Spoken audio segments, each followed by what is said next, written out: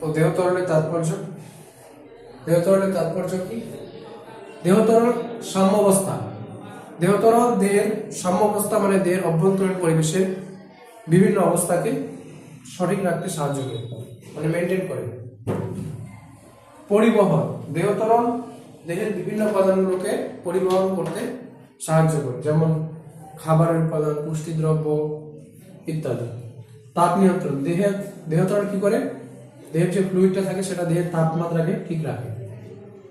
ঠিক আছে, এরপরে হচ্ছে আমাদের প্লাজমার কাজ। যেরকম দেহ ত্বরণের কাজ, এরকমই রক্তের প্লাজমার কাজ। প্লাজমা এক প্রকার দেহ ত্বরণ। দেহ ত্বরণ অনেক প্রকার আছে, আমরা জানি। কি আছে? CSF, cerebrospinal fluid, synovial fluid, pericardial fluid, তাই না? অনেক রকম ফ্লুইড আছে, প্লাজমা ফ্লুইড আছে, লিম্ফ আছে। তো প্লাজমার কাজ কি? পুষ্টিদ্রব্য পরিবহন করা, মানে কোষের মধ্যে পুষ্টিদ্রব্যগুলোকে পৌঁছায় দেওয়া। কোষের যে প্রয়োজনীয় উপাদান, খাবার ভেঙে যেগুলো আমরা খাবার টাবারকে ডাইজেস্ট করবো যেগুলো পাচ্ছি, সেই পুষ্টিদ্রব্যগুলোকে কোষে কোষে পৌঁছায় দেওয়া হচ্ছে প্লাজমার কাজ। হরমোন পরিবহন, দেহের মধ্যে যে তৈরি হচ্ছে হরমোনগুলো, সেগুলো নির্দিষ্ট কোষে পৌঁছায় দেওয়া, এটা হচ্ছে হরমোনের কাজ, প্লাজমার কাজ। আর হরমোনের যখন ডেফিনেশন পড়বো তখন পড়বো যে হরমোন কি হচ্ছে? নির্দিষ্ট গ্রন্থি থেকে ক্ষরিত হয়ে রক্তের সঙ্গে মিশে দূরে বাহিত হয়ে ক্রিয়া করছে, তাই না?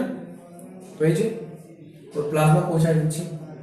এছাড়া বর্জ্য অপসারণ, যখন কোষে রাসায়নিক বিক্রিয়া হলো, কিছু কোনো একটা রিয়াকশন হলো, মেটাবলিজম হলো, এরপরে যে ওয়েস্ট গুলো তৈরি হচ্ছে, সেগুলো বর্জ্যবস্তুগুলো কোষ থেকে বের করা প্রয়োজন। কেন? যেন কোষটা ভালো মতো ফাংশন করতে পারে। তাহলে ওর মধ্যে যদি বর্জ্য পদার্থগুলো জমে যায়, তাহলে কোষটা তার ঠিকমতো কাজ করতে পারবে না। রক্তক্ষরণ প্রতিরোধ, রক্তক্ষরণ প্রতিরোধ কি? রক্ত যখন কোথাও কেটে যাচ্ছে, তখন থেকে রক্ত পড়ছে। তো এই যে রক্ত পড়ছে, সেই জিনিসটা রক্তক্ষরণ হওয়াটাকে আটকাতে সাহায্য করে প্লাজমার থাকা বিভিন্ন প্রোটিন। প্লাজমায় থাকা প্রোটিনগুলো কোথাও যদি কেটে গেল, রক্ত পড়ছে, এই জিনিসটাকে বন্ধ করবে প্লাজমার উপাদানগুলো, প্লাজমা প্রোটিনগুলো। অম্ল ক্ষারের ভারসাম্য, প্লাজমায় বিভিন্ন উপাদান থাকে যেগুলো অম্ল ক্ষারের ভারসাম্য ঠিক রাখে। যারা অম্ল ক্ষারের ভারসাম্য ঠিক রাখে তাদেরকে কি বলে? বাফার। বাফারের উদাহরণ কি? বাইকার্বনেট আয়ন আছে, কার্বনিক অ্যাসিড আছে, এছাড়াও sodium hydrogen phosphate, sodium dihydrogen phosphate. Phosphate অণুগুলো, ফসফেট আয়নগুলো এখানে কি করে? অম্ল ক্ষারের ভারসাম্য বজায় রাখে। এদেরকে কি বলা হয়? বাফার। আচ্ছা, এবার আমরা পড়ছি প্লাজমা কি জিনিস। প্লাজমা কোনটাকে বলছি? ব্লাড থেকে যদি ফর্মড এলিমেন্টস, মানে ব্লাড থেকে, রক্ত থেকে যদি রক্ত কোষগুলোকে বাদ দিয়ে দিই, যে জলীয় অংশটা পড়ে থাকবে তাকে বলবো প্লাজমা। সিরাম কি জিনিস? এই যে প্লাজমা আছে, ওখান থেকে ক্লটিং ফ্যাক্টরস, মানে রক্তের প্লাজমায় যে উপাদানগুলো থাকে যারা রক্ত জমাট বাঁধতে সাহায্য করে, তাদের বলা হচ্ছে ক্লটিং ফ্যাক্টরস। আমাদের রক্তের প্লাজমা মানে জলীয় অংশ, ওখানে অনেক কিছু মিশে থাকে। ওর মধ্যে থেকে যারা রক্ত জমাট বাঁধায়, সেগুলোকে বাদ দিয়ে দিব, তো বাকি যে পড়ে থাকবে সেটাকে বলা হবে বাকি যে পড়ে থাকবে সেটাকে বলা হবে সিরাম। তাহলে প্লাজমা থেকে ক্লটিং ফ্যাক্টর মানে রক্ত জমাট বাঁধার ফ্যাক্টরগুলো যদি বাদ দিয়ে দিই, তাহলে সিরাম পড়ে থাকবে। এরপরে আছে লিম্ফ। রক্তকে ফিল্টার করে লিম্ফ তৈরি হয়, লসিকা। তো লিম্ফ এক ধরনের ফ্লুইড। রক্ত থেকে আমি কি বাদ দিব? আরবিসি বাদ দিব আর অনুচক্রিকা বাদ দিব, প্ল্যাটিলেটস। রক্ত থেকে আরবিসি আর প্ল্যাটিলেটসকে বাদ দিব, তো বাকি যেটা পড়ে থাকবে সেটা হচ্ছে আমাদের, আর সঙ্গে ম্যাক্রো প্রোটিন, বড় বড় প্রোটিনগুলো। মনে করো রক্ত আছে, ওকে ফিল্টার করে নিচ্ছি, এই দিক দিয়ে এখানে আরবিসি কে আটকায় দিচ্ছি, প্ল্যাটিলেটস অনুচক্রিকাকে আটকে দিচ্ছি, এছাড়াও যেগুলো বড় বড় প্রোটিন আছে সেগুলোকে আটকায় নিচ্ছি। বাকি যেটা চলে যাচ্ছে রক্তটা এখানে ফিল্টার হয়ে, সেটাকে বলা হচ্ছে, এই নিচের পার্টটাকে বলা হচ্ছে লিম্ফ। এবার আছে প্লাজমা প্রোটিনের কাজ। প্লাজমা প্রোটিন সম্পর্কে, প্লাজমা প্রোটিন তিনটা মেজর প্রোটিন আছে।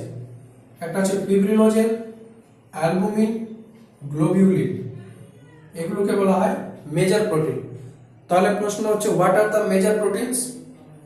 That is fibrinogen, albumin, globulin, এই তিনটা মনে রাখবে মেজর প্রোটিন। এছাড়া ফিব্রিনোজেনের কাজ সম্পর্কে দেখি।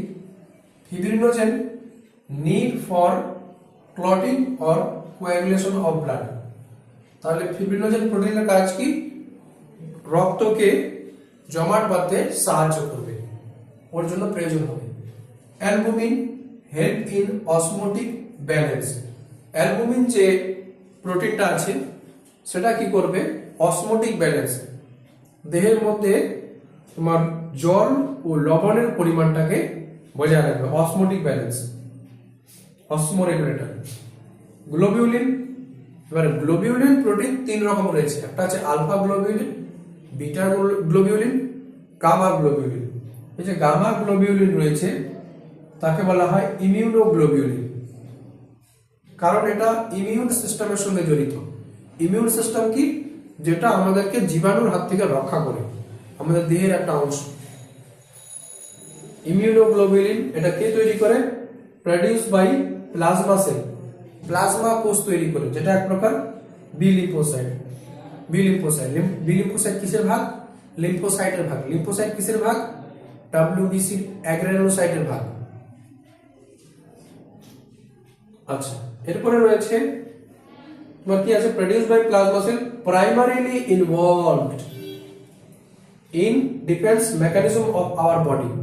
আমাদের দেহের ডিফেন্স মানে প্রতিরক্ষা সিস্টেমের অংশ, প্রতিরক্ষা পদ্ধতির অংশ।